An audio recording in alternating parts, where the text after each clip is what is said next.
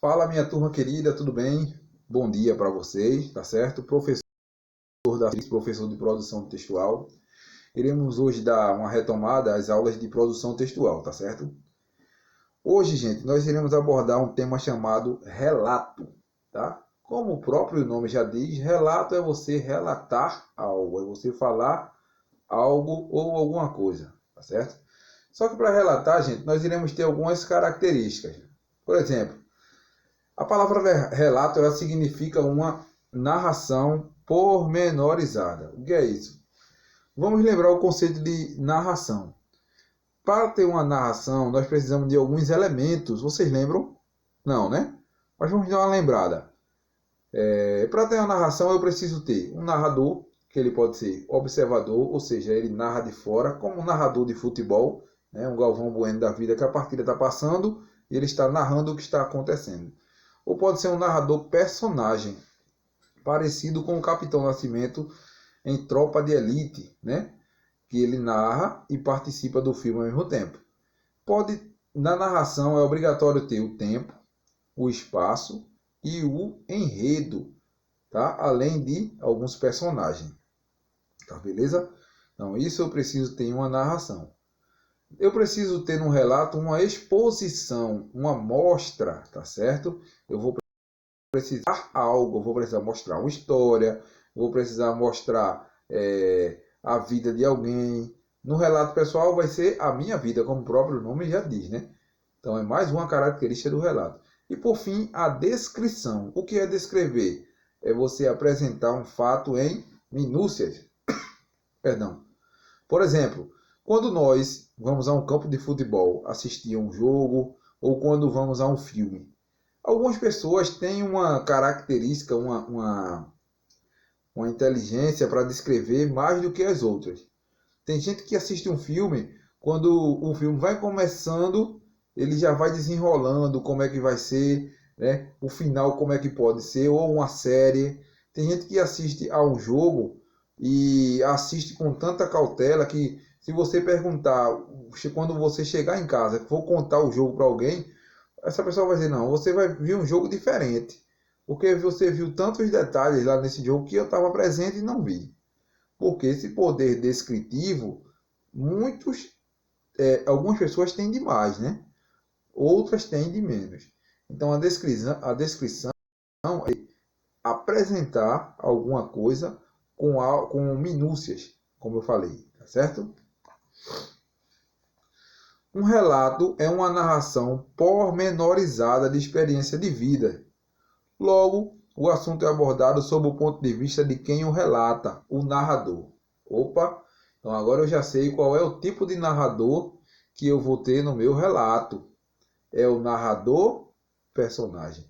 É o narrador que conta a história, mas ele também participa da história, tá? Então você vai dizer, olha, em tal dia aconteceu isso e isso. Então você vai contando a sua vida, tá certo? Então esse é o tipo de narrador personagem. São exemplos de relatos os diários pessoais. Eita, todo mundo, assim, as mocinhas tinham medo de perder a chave, né, naquele cadeado que tinha no diário.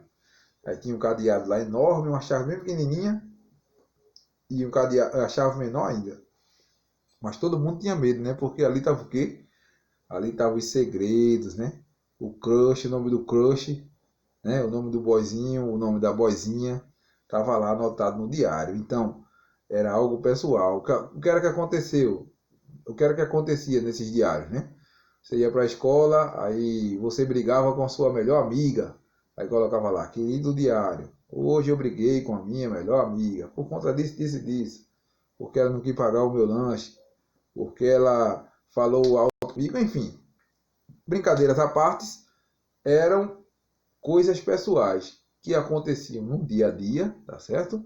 E que você deixava relatado no seu diário pessoal, tá? Ou de viagens, ou de autobiografias, e as reportagens, né? Radiofônica. O que é uma reportagem radiofônica? O próprio nome já diz, né? É radiofon, o som, que são contadas, são narradas, né? E a progressão de uma competição desportiva. Então, quando você está relatando algo, fatidicamente você vai cair em um desses pontos que eu falei, tá certo? É algo muito simples, mas só que exige algumas estruturas, né? Como tudo na vida exige uma norma para seguir, então nós iremos encontrar aqui alguns tipos de normas para escrever esse tipo de relato pessoal, tá? O relato pode ser oral ou escrito, só que como a nossa disciplina é produção textual, nós iremos fazer esse relato escrito, né? Logo, logo estaremos na sala, nos abraçando, brincando, estudando. Aí sim nós iremos fazer um relato pessoal oral, né? Como foi que você passou da pandemia, né? Como foram os primeiros dias, alguém ficou doente, enfim. Isso vai ser um relato oral que iremos fazer na sala de aula logo logo, tá certo? No relato oral, ele é marcado por características como a entoação, aí está falando de voz, né? Repetições, interrupções e etc. Exemplo é o relato desportivo radiofônico, né? Você está assistindo o jogo pelo rádio lá, aí o cara está narrando o jogo, aí daqui a pouco ele dá uma pausa para o comercial, ou então chama a participação de alguém, de algum comentarista que está ao lado dele. Então essas pausas, essas entonações, essas repetições, elas fazem parte do nosso relato oral. E o relato escrito? No relato escrito, gente, ele possibilita uma melhor organização da narração. Exemplo, diário pessoal. Por quê? Para falar, embora você tenha anotado um script, você tenha deixado lá algo, como eu deixei por aqui, assim, no papelzinho, minha colinha aqui, ó. No relato, no papel, você vai ter uma parte introdutória. Você vai deixar tudo anotadinho. Antes de começar a escrever, o texto a limpo. Então você vai deixar lá anotado e vai passar depois o texto a limpo, né? Então essa é a diferença do relato oral para o escrito. No relato escrito nós temos mais tempo para pensar, para elaborar, para ver qual é a palavra que fica melhor. Às vezes no relato oral não. No relato oral às vezes sai até alguma coisa que a gente não queira, né? Não quisesse que saísse. Continuando. Deixa eu puxar para cá. Como viste pelos exemplos de relatos, estes podem ser pessoais, ou seja, autobiografia, né? Autobiografia são textos que falam, você escreve sobre a sua vida, tá? Ou narrados na terceira pessoa, a reportagem radiofônica. No relato pessoal, o narrador é participante nos fatos. Essa palavra facto, gente, tá fora de uso, tá? Não se usa mais factos, mas sim fatos, F-A-T-O-S, apresentados. Então, no relato pessoal, gente, nós iremos usar terceira pessoa, tá? Qual é a terceira pessoa? No relato pessoal, onde o narrador é apenas observador. Os verbos irão sempre estar na terceira pessoa do singular ou do plural. Perdão. Já na reportagem radiofônica, a pessoa que fala, né, no relato pessoal, nós iremos abordar em primeira pessoa. Por quê? Como o próprio nome diz, gente, o relato é pessoal, é meu. Então eu posso me posicionar, eu posso falar o que senti, o que eu vivenciei, tá certo? Tudo isso você pode falar no relato pessoal. Aí vamos lá. Características do relato pessoal. Os verbos e os pronomes são usados predominantemente na primeira pessoa. Primeira pessoa do singular. Para quem não sabe, eu. Tá certo? Então, vai ser os verbos. Se você não quiser usar o verbo, o pronome pessoal, mas os verbos têm que vir na primeira pessoa, né? Viajei, comprei, namorei, brinquei, estudei, caí. São todos verbos ligados à primeira pessoa. Lembrando que o relato pessoal ele é pessoal, tá? Os fatos relatados são apresentados numa sequência cronológica. Daí, o tempo verbal predominantemente deve ser o pretérito perfeito do modo indicativo, tá? Então, você vai falar de coisas, o que é algo cronológico, o crono? Você vai falar do tempo, né? Crono vem de tempo. E esse tempo ele vai estar no passado, gente, tá? Ele vai estar no passado e também do indicativo, ou seja, ele vai estar indicando o que você fez. Eu fiz isso, eu fiz aquilo, lembrando que o tempo indicativo, o modo indicativo, ele é informativo, tá? Ele é um tempo que vai trabalhar com informações. Então você vai falar no passado, informando sobre o seu, tá? A linguagem pode variar entre formal e informal.